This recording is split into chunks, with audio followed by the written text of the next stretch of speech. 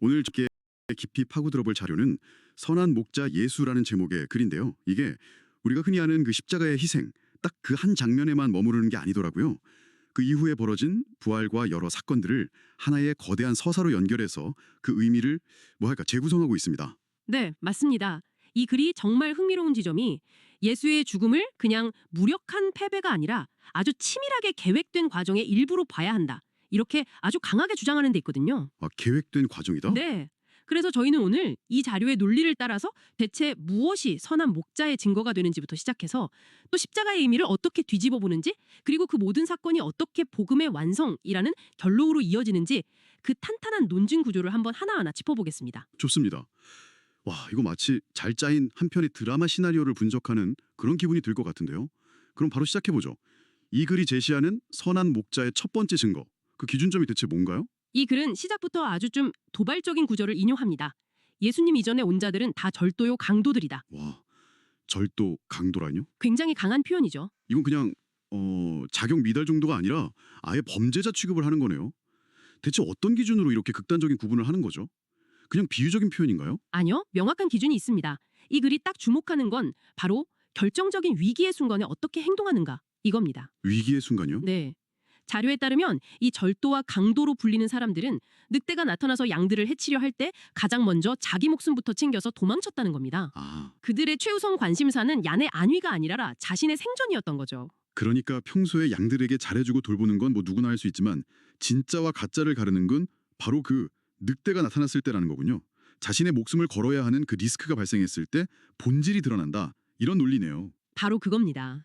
이 글이 그 지점을 아주 날카롭게 파고들어요. 그런데 여기서 한 걸음 더 나아가서 생각해 볼 수 있는 게 왜 그들이 도망칠 수밖에 없었냐는 거예요.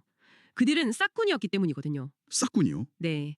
양들과의 관계가 어떤 사랑이나 책임이 아니라 계약과 거래에 기반했다는 거죠. 거래 관계에서는 자기 목숨보다 더 큰 대가는 없잖아요. 그러니까 위기가 닥치면 계약을 파기하고 도망치는 게 합리적인 선택이 되는 겁니다. 흥미로운 지적이네요. 근데 어떻게 보면 늑대 앞에서 도망치는 건 당연한 생존 본능 아닐까요? 그걸 가지고 강도라고까지 비난하는 건 리더에게 너무 좀 가혹한 잣대가 아닌가 하는 생각도 드는데요. 아, 좋은 질문입니다. 바로 그 지점에서 이 글이 말하는 선한 목자의 개념이 완전히 달라지는 겁니다. 선한 목자는 그냥 리더나 관리자가 아니라 양들과 거의 운명 공동체, 부모와 같은 관계로 그려져요. 아, 부모와 같은? 네. 부모가 위험 앞에서 자식을 버리고 도망치는 걸 우리가 합리적이라고 말하지 않듯이 선한 목자에게 자기 희생은 선택이 아닌 본질이라는 거죠.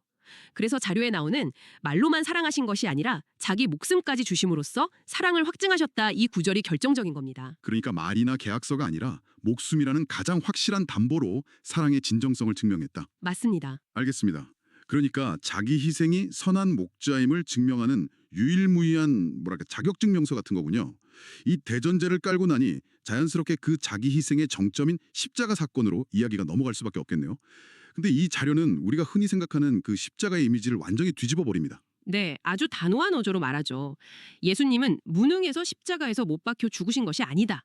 이 문장 하나가 이 글의 핵심적인 관점 전환을 다 보여줍니다. 보통 십자가 하면 떠오르는 이미지가 있잖아요. 고통, 수치, 버려짐, 패배 같은 것들인데 그렇죠. 그런데 이 글은 그 모든 외부적인 현상을 걷어내고 그 사건의 본질은 완전히 다른 데 있었다고 주장하는 거예요. 그 본질이라는 게 바로 아버지의 계명을 이루기 위한 능동적인 행위였다는 거죠. 근데 죽음이라는 게 가장 수동적으로 보이는 사건인데 어떻게 능동적인 행위가 될 수 있는 건지 이 부분이 좀 더 설명이 필요할 것 같아요. 이 글은 이사야서의 예언을 근거로 제시합니다. 예수의 죽음이 단순히 로마 군인들한테 붙잡혀서 당한 처형이 아니라 인류의 죄값을 대신 치르기 위한 대속의 과정이었다는 겁니다.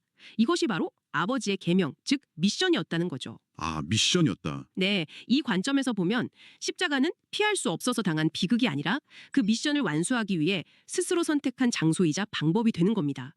자기를 부인하고 철저하게 아버지의 명령을 따르신 것, 이하는 표현처럼요. 자신의 생존 본능과 인간적인 고통을 모두 초월해서 영생이라는 더 큰 목적에 자발적으로 복종한 결과다, 이런 해석입니다. 잠깐만요. 그건 정말 엄청난 관점의 전환인데요. 우리가 어떤 실패나 좌절의 순간을 겪을 때 보통은 내가 힘이 없어서 졌어. 또는 상황이 안 좋아서 당했어. 라고 생각하잖아요. 그런데 이 글의 논리를 적용하면 그 순간이 사실은 더 큰 목적을 이루기 위한 나의 능동적인 순종 혹은 선택의 과정일 수도 있다. 와, 이런 말이 되는 거네요. 정확합니다. 그래서 이 글에서 무능이라는 단어와 순종이라는 단어의 대비가 그토록 중요한 겁니다. 겉보기에는 무력해 보이지만 네, 겉으로 보기엔 세상의 권력 앞에서 무력하게 쓰러져가는 모습이지만 이 글의 관점에서는 가장 강력한 의지로 아버지의 뜻을 실행하는 능동적인 순종의 절정이라는 거죠. 그래서 이 해석에 따르면 십자가는 패배의 상징이 아니라 계획된 승리로 가는 가장 중요한 과정이 되는 셈입니다. 좋습니다. 십자가가 패배가 아니라 계획된 과정이었다. 이 전제를 받아들이고 나니 이 자료가 왜 그토록 십자가에 달리신 예수만을 생각하고 부활 승천하신 예수를 망각하면 크게 오해하는 것이라고 경고하는지 바로 이해가 되네요. 맞습니다. 과정만 보고 결론을 안 보면 전체 그림을 놓친다는 거군요. 네, 바로 그 지점이 이 글의 논리적 분기점입니다. 십자가의 의미를 순종으로 재해석한 뒤에 이제 그 순종이 어떤 결과로 이어졌는지를 보여줘야만 그 주장이 완성되니까요. 그래서 죽음 이후의 사건들을 마치 하나의 프로젝트 타임라인처럼 아주 구체적으로 제시합니다. 그 타임라인의 첫 번째 단계가 바로 부활이군요. 근데 대부분의 이야기라면 죽었던 영웅이 부활했다. 여기서 그냥 극적으로 끝나지 않나요? 근데 이 글은 부활조차도 전체 과정의 한 단계로만 취급하는 느낌이에요. 왜 그 이후의 이야기까지 그렇게 중요하게 다루는 걸까요? 부활이 끝이 아니라는 점, 그게 이 글의 핵심 중 하나입니다. 자료는 먼저 인류 역사 이래 최초로 그 몸이 썩지 아니하고 사흘 만에 부활했다고 강조하는데요. 썩지 않았다. 네, 여기서 썩지 않았다는 디테일이 중요합니다. 이건 단순히 심장이 멎었다가 다시 깨어난 소생하고는 질적으로 다르다는 걸 암시하거든요. 죽음이라는 물리적 법칙, 즉 부패와 소멸의 법칙 자체를 깨뜨려버린 완전히 새로운 차원의 생명으로 돌아왔다는 의미를 부여하는 거죠. 죽음의 시스템 자체를 해킹해버렸다 이런 거군요. 그런데 그 다음 단계들이 더 흥미롭습니다. 40일 그리고 또 10일. 숫자가 굉장히 구체적인데요. 네, 아주 체계적으로 설명하죠. 마치 잘 짜인 프로젝트 계획서처럼요. 1단계, 부활. 이건 죽음을 이겼다는 기술적 증명, 컨셉 증명 단계라고 볼 수 있고요. 네. 2단계, 부활 후 40일간 하나님 나라의 일을 전파. 이건 일종의 내부 교육 혹은 핵심 관계자들을 대상으로 한 비공개 테스트 기간인 셈이죠. 아하. 3단계, 승천. 그리고 4단계, 10일간의 대기. 이건 최종 공개를 앞두고 긴장감을 최고조로 끌어올리는 기간이었을 거고요. 그리고 마침내 5단계, 오순절 성령 강림. 이게 바로 대중에게 공개하는 공식 런칭 이벤트인 셈입니다. 와, 그렇게 비유하시니 전체 그림이 훨씬 명확하게 들어오네요. 죽음, 부활, 40일, 승천, 10일, 성령 강림. 이 모든 게 그냥 우연히 일어난 사건들의 나열이 아니라 하나의 목표를 향해 정교하게 설계된 단계별 프로세스였다. 이런 주장이군요. 그렇습니다. 이 정교한 시간표 자체가 이 모든 것이 우연이 아닌 계획이었음을 뒷받침하는 또 하나의 논거가 되는 겁니다. 그렇다면 그 마지막 단계, 성령 강림이라는 그 공식 런칭 이벤트는 구체적으로 어떤 역할을 하는 건가요? 이 퍼즐의 마지막 조각이 맞춰지면서 어떤 그림이 완성되는 거죠? 이 글은 성령 강림을 결정적인 증거라고 표현합니다. 성령이 오신 것이야말로 예수께서 하나님 보좌 우편에 올라가셔서 영원히 살아계신다는 것을 증거한다고요. 한번 생각해 보시죠. 부활은 소수의 제자들이 목격했고 승천 역시 제한된 사람들만 본 사건입니다. 어찌 보면 그들만의 주장으로 치부될 수도 있잖아요. 그렇죠. 하지만 성령 강림은 오순절에 모인 수많은 사람들에게 동시다발적으로 일어난 체험적인 사건이었습니다. 잠깐만요. 지금 말씀하신 걸 종합해보니 머릿속에서 딱 정리가 되네요. 이전까지는 십자가, 부활, 성령 강림이 각각 별개의 중요한 사건이라고만 생각했는데 이 글은 사실 그게 하나의 거대한 도미노였다고 말하는 거군요. 아, 도미노요? 네. 첫 번째 도미노, 즉 목숨을 버리는 순종이 넘어지면서 부활이라는 두 번째 도미노를 쓰러뜨리고 이어서 승천이라는 세 번째, 마침내 성령 강림이라는 마지막 도미노까지 완벽하게 넘어지면서 이 모든 계획이 성공했음을 모두에게 보여주는 그런 그림이네요. 와, 완벽한 비유입니다. 특히 마지막 성령 강림은 보이는 증거라는 점에서 중요해요. 예수가 승천해서 하나님 우편에 앉아 계신다는 건 눈으로 확인할 수 없는 믿음의 영역에 속하는 주장이잖아요. 그런데 성령이 땅에 임함으로써 그 보이지 않는 하늘에서의 사건이 사실임을 땅에서 체험적으로 증명해 보였다는 겁니다. 십자가가 순종의 증거였다면 성령 강림은 그 순종의 결과로 얻어진 승리와 영광의 최종 인증서인 셈이죠. 이 글의 논리 구조에서 성령 강림은 예수의 모든 사역이 성공적으로 완료되었음을 알리는 공식적인 선포와도 같은 역할을 합니다. 자, 그럼 이제 이 길고 정교했던 프로젝트의 최종 목표, 궁극적으로 성취된 결과가 무엇인지 짚어볼 시간입니다. 이 모든 과정을 통해 이 글은 무엇이 이루어졌다고 말하고 있나요? 이 모든 과정은 철저하게 하나님 아버지의 경륜을 이루시기 위한 것이었다고 정리합니다. 여기서 경륜이라는 단어가 조금 어려울 수 있는데 단순히 계획을 넘어선 개념이에요. 마치 한 회사의 CEO가 10년짜리 비전을 세우고 각 부서의 역할과 예산을 분배하고 그런 총체적인 경영 전략과 비슷하다고 볼 수 있습니다. 아, 하나님의 거대한 경영 전략. 그렇게 보니 이해가 쉽네요. 그렇다면 그 경영 전략의 결과로 얻어낸 구체적인 성과 두 가지는 무엇이었나요?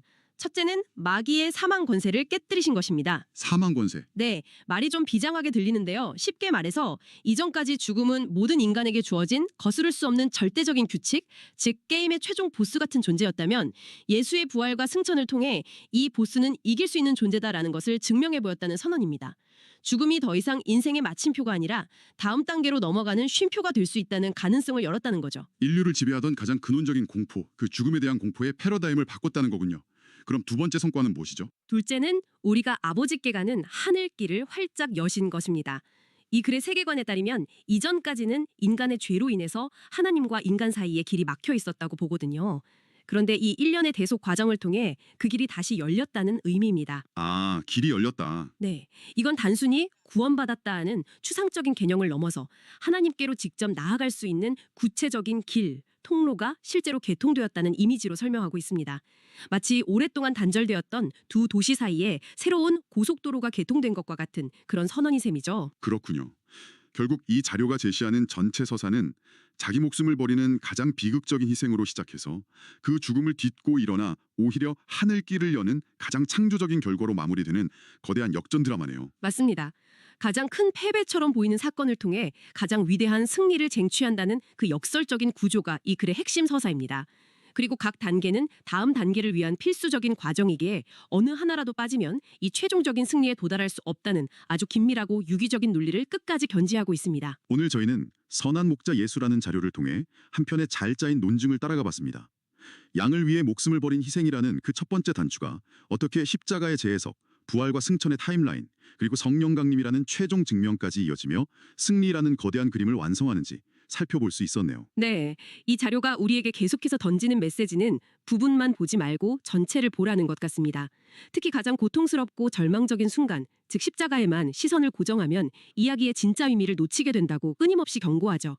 그 죽음은 끝이 아니라 새로운 시작을 여는 가장 중요한 통로였다는 메시지가 깊게 담겨 있습니다. 오늘 이 이야기를 들으신 당신께 마지막으로 생각해볼 질문 하나를 드리고 싶습니다. 이 자료는 이야기의 한 부분, 특히 가장 어둡고 고통스러운 장면에만 집중하면 전체의 의미를 완전히 오해할 수 있다고 말합니다. 혹시 당신의 삶이나 우리가 사는 이 세상에서 지금 당장은 실패나 끝으로 보이는 어떤 하나의 사건이 시간이 지나고 보니 더 큰 그림을 완성하기 위한 필수적인 과정의 일부였다고 깨닫게 된 경험이 있으신가요? 그 순간의 의미가 어떻게 완전히 달라졌는지 한번 생각해 보시면 어떨까 합니다.